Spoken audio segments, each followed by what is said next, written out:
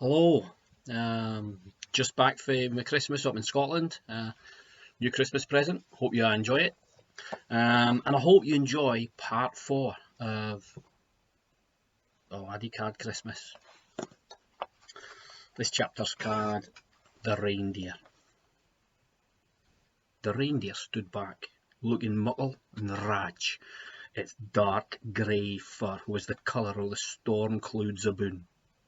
It juked its giant head fae left to recht, and then right up, and let out an unco gruntling roar as a rummel of thunder crashed in the lift. Micah squeaked meekly in fear. Nicholas struggled to his feet.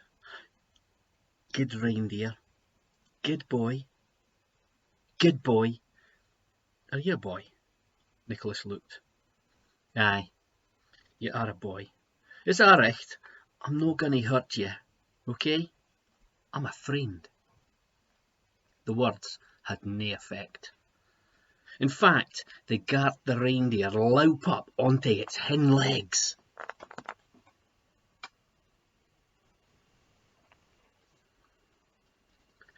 The beastie towered aboon Nicholas, and its front hoofs came within an inch fae his face, pawing the air in anger.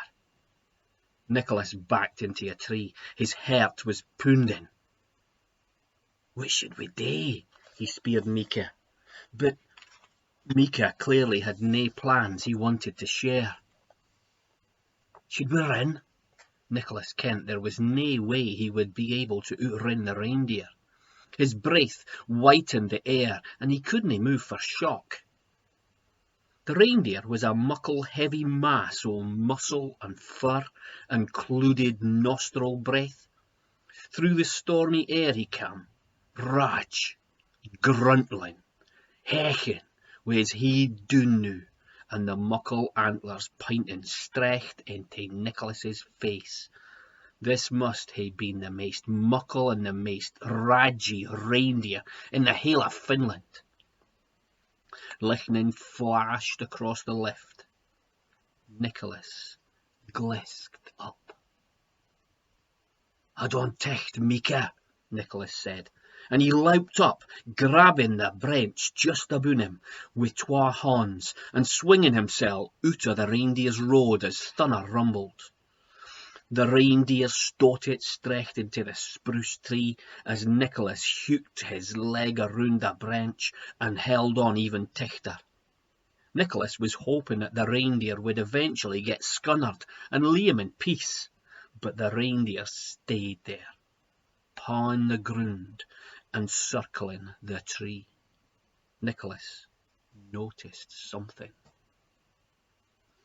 The reindeer was hurpling. There was a thin, broken stub of wood sticking out of one of its hind legs. It had been shot with an arrow. "Oh, poor crater," thought Nicholas. Just then, Nicholas felt the branch crack below him, and he keltered toward the snowy ground, landing doof on his back. "Oya!" A shadow moved over him. It was the reindeer. "Listen," Nicholas pecked. "I can get it out." He mimed the action of pulling the arrow out of the leg. Reindeer, as a rule, aren't aftly good at understanding mime, and so the reindeer swung his head around, his antlers scudding into Nicholas's ribs. This caused Micah to go fleeing out of his pooch. He sort of gowdy through the air. This caused Micah to gain fleeing out of his pooch. He sort of gowdy through the air afore starting off a tree. Nicholas struggled to his feet, fechting off the pain. "You're hurted. I can help you." The reindeer paused. It made a gruntling, sniftering sound. Nicholas took a deep breath, caught up all the courage he had, and edged for it. He lightly touched the reindeer's leg just aboon the arrow. He stopped. The arrow feathers were grey. This was exactly like the arrow that had been fired at the bear. This was an arrow belonging to Anders, the hunter. They've been here, Nicholas thought out loud. He gathered up a gowpen of snaw in his hands, minding who his da had once helped yon elk. He clapped snaw round the wound where the arrow was sticking into the skin. This is going to be sore, okay? But you'll feel better after. The arrow was stuck deep in the flesh, but Nicholas saw that the blood had hardened and realised that the arrow had probably been stuck there for days, if no weeks. The poor crater was moving again now, yerking his leg fae left to recht in pain, then it gied a deep, dowie moan. "'S a recht? 'S a recht?" Nicholas said, as he pooed the arrow out. The reindeer chittered a wee bit fae shock and turned and bit into Nicholas's thigh. "Ha! I'm trying to help ye." And then the reindeer bowed his head and stood still for a moment and stared down the toilet. "Here," said Nicholas, calling up his last bit of courage. He reached up some more snaw and clapped it on the wound. After a couple of minutes, the reindeer stopped shacking and seemed to calm down. The clouds of air coming out of its neb holes grew smaller, and it started snouking in the snaw, looking for tummocks of grass. Thinking that the reindeer would finally leave him alone, Nicholas stood up on his beeling, blistered, frozen feet and brushed himself down. Mika ran over, and Nicholas put him into his coat pouch. They both kicked up and saw the mucklest, brightest licht in the next sky, the North Star.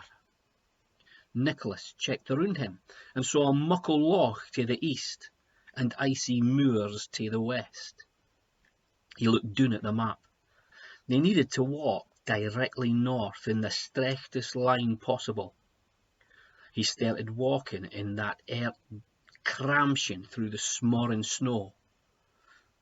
But after a wee while, he heard footsteps. The reindeer.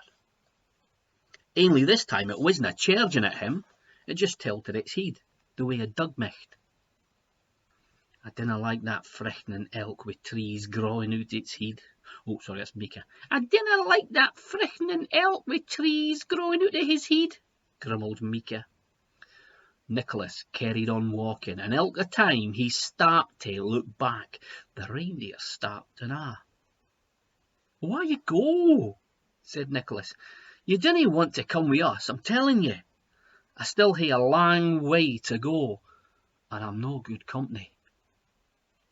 But the reindeer kept following him. At last, after several miles, Nicholas grew wabbit again. His legs turned to jelly. He could see the soles of his feet through his shoon, and his head gout fae cold and exhaustion. The reindeer, though, in spite of his injured leg, didn't seem tired at all. Indeed, when Nicholas was forced to stop and rest his legs and take the weight off his blisters, the reindeer walked in front of him, and seeing Nicholas's worn-out shoon and injured feet, put his head down and knelt on his front twa knees. "You want me to sklim on your back?" Nicholas speered. The reindeer made a snorking, gruesling kind of sound. "Is that I in reindeer?" "Mika, what do you think?" "I think it's a no," said Mika. Nicholas's legs were so tired and his feet so sore that he decided to chance it. "You do realise there's twa of us, my moose and me. Is that a recht?" It seemed it was. So Nicholas sklimmed on the reindeer's back, and Wheel did the only thing he could do, hang on for dear life. Next chapter's called Something Read.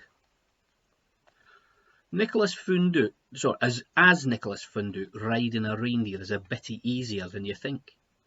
It is a bit of a rough ride, but still far better than walking, especially walking on beeling feet. Ken, even the roughness was something that Nicholas got used to. He sat there, holding his hand lichtly over his coat pooch to help keep Mika warm.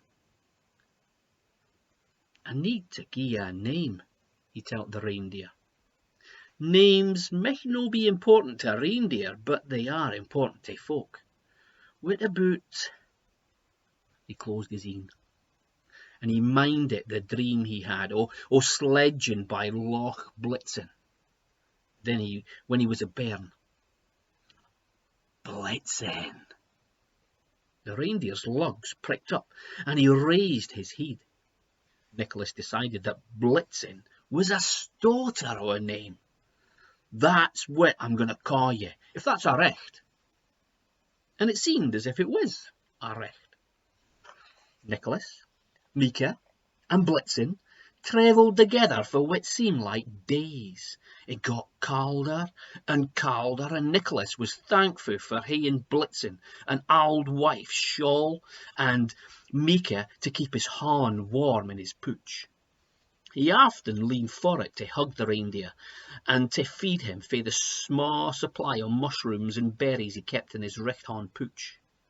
At last, the landscape turned all white, and Nicholas kent they were at the bit of the map with nothing on it. The snow got deeper, and the wind more snell, but it didn't stop Blitzen. His strong legs and stout frame poured through the deepening snow. It became difficult to see far ahead among the whiteness, but something was luring up on the horizon, a vast, wide, jaggy peak. Finally, as the hook of a winter moon hung like a shelf in the lift, the snow stopped falling and they racks the offy muckle mountain. Nicholas gied Blitzen his second to last mushroom and his last ain to Mika. He ate nothing himself, though his belly rumbled like a distant storm. The mountain seemed to gang on forever. The further they sklimmed, the higher it seemed to get. Blitzen was starting to slow down, as if he was finally pecked out. "Good boy, Blitzen," Nicholas kept saying, wabbitly. "Good boy." He kept one hand or Mika to keep him safe in his pooch, and now and again used the other to clap the reindeer's back. Blitzen's feet were stepping on nothing but snow now, and it was getting thicker. It was a wonder he could keep going at all. Nicholas felt blinded by this white until at last, halfway up the mountain, there was a glint of red, looking like a slaver of blood, a scar in the snow. Nicholas slouched off the reindeer and struggled through the freezing whiteness towards it. It was sair work. He sank into the snow, napped deep ilka time he ta'en a step. It was as if the mountain wasn't a mountain, but just one muckle bing of snow. At last he got over at it. It wasn't blood though. It was a reed bunnet, and he kent it at first glisk. It was his father's reed bunnet. The bunnet he had made for a reed clout and a fluffy white cotton toorie.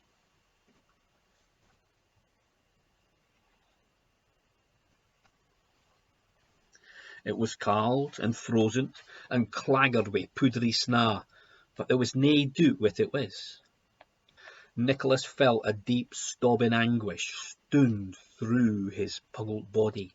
He was feared the worst had happened. "Da!" he shouted, hour and hour again. He howled with his hands in the snow. "Da! Da!" He tried to tell himself that finding his father's bonnet didn't mean anything. Maybe it just blown. Maybe it had just blown off his father's head, and he had been in a hurry and hadn't been able to find it again. maybe. But when your banes ache with cold, and when you are starving with hunger, it is hard to keep looking on the bright side. Da! Da! He stayed there, howking the snow with his bare hands until, shaking and frozen, he finally burst out greeting. It's nae use, Nicholas told Mika, while was keeking out of his coat pooch, his wee chittering head braving the cold. It's nae use at a'. He's probably dead. We hate to turn around. He then shouted louder, addressing Blitzen. We hate to head south. I'm sorry, I should never hae ta'en you wi' me. I shouldn't hae brocht either of you. It's our roch and our dangerous, even for a reindeer. Let's gain back where we come fae. But Blitzen wasna listening. He was walking awa, struggling through the thick snow, skimming further up the mountain. Blitzen, you're gone the wrong way. There's nothing for us there. But Blitzen aye kept walking. He turned his head as if to tell Nicholas to keep going. For a moment, Nicholas thought about staying still. Just staying there, till the snow happed him, and till he was, like his father, pairt of the mountain himself. There seemed nae point in going for it or back. He realised how stupid he had been to leave the bothy. Hope finally dribbled away. It was that cold, his tears froze on his face. He kent it wouldn't take him long to die. Chittering, he watched Blitzen sklim. Blitzen! He closed his een. He stopped greeting. Waited on the chill to lay his banes and peace to come at last.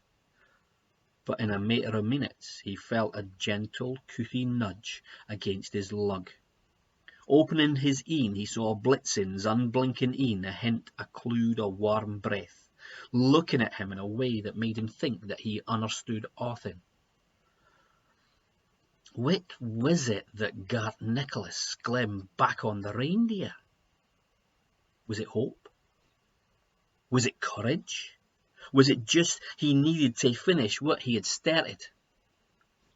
One thing is certain. Nicholas felt something starting to burn inside him, weak and wabbit and cold and hungry and dowie as he was. He ta'en a hood o' his father's bonnet, shook off the loose snow, and put it on his head, and sklimmed back onto the reindeer. And the reindeer, wabbit and cold and hungry as he was, carried on walking up that mountain, because that is what mountains are for. Well, he's got a helper. But what's happened to his dad? You'll hate to find out when we read the next part of A Laddie Cawed Christmas, published by Itchy Coo. Hope you're still enjoying it.